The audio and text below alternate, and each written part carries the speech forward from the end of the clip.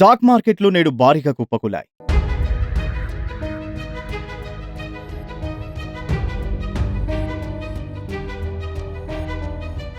Trading వారం మొదటి రోజు గ్లోబల్ సూచనల కారణంగా మార్కెట్లో భారీ క్షీణత కనిపించింది. అన్ని రంగాల సూచీలు నష్టాల్లో ట్రేడ్ అవుతున్నాయి. నిఫ్టీలో అపోలో హాస్పిటల్స్, సన్ ఫార్మా షేర్లు ప్రధానంగా లాభపడ్డాయి. కాగా Maruti Suzuki, Tata Motors, Hindalco, Titan Company, Tata Steel షేర్లు ప్రధానంగా నష్టాల్లో ఉన్నాయి. సెన్సెక్స్ 1600 పాయింట్లకు పైగా నష్టపోగా నిఫ్టీ 500 పాయింట్లకు పైగా నష్టాల్లో కొనసాగుతోంది. వీడియోలోకి వెళ్లే ముందు మా ఛానల్ని సబ్స్క్రైబ్ చేసుకోండి.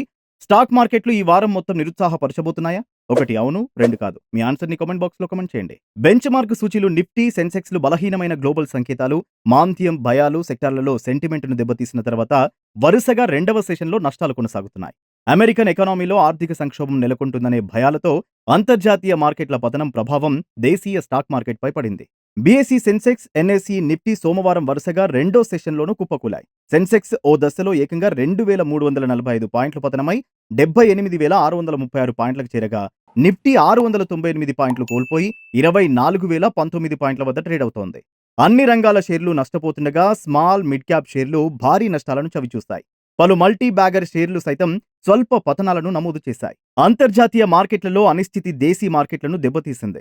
అన్ని ప్రధాన రంగాల సూచీలు భారీ నష్టాలను మూటగట్టుకున్నాయి. రియల్టీ, ఐటీ, బ్యాంకింగ్, ఫైనాన్షియల్ సేవల షేర్లు కుప్పకూలాయి. అమెరికా జాబ్ డేటా నిరుత్సాహపరచడంతో సెన్సెక్స్, నిఫ్టీలు భారీగా పతనమయ్యాయని Geojit financial services chief investment strategies doctor VK Vijay Kumar తెలిపారు.